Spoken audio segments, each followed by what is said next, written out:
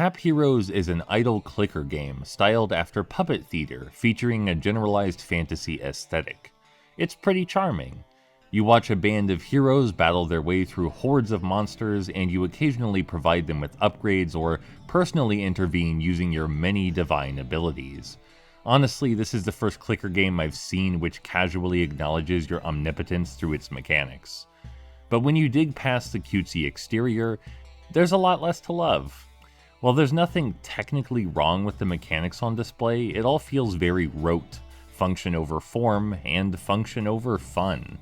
The upgrades aren't particularly exciting, nor the class abilities, and the progression is unbelievably slow, slower than I've seen in any contemporaries. It barely feels like you're making a dent when you level up your heroes. And even when you do rescue that oh-so-elusive maiden of progress from the clutches of poor pacing, there's no real reward.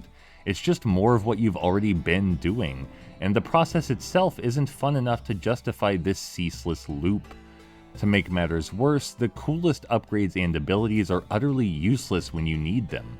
The only real challenge in Tap Heroes comes from its boss battles, but the all-powerful Tsunami ability, which takes 25 real-world minutes to cool down, doesn't even hurt them, just bounces off.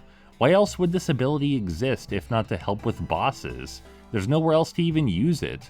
So many of the mechanics are superfluous and frustrating in this fashion. Overall, Tap Heroes may be just the most boring clicker I've ever played. It technically functions, but there's no joy anywhere in its actual design.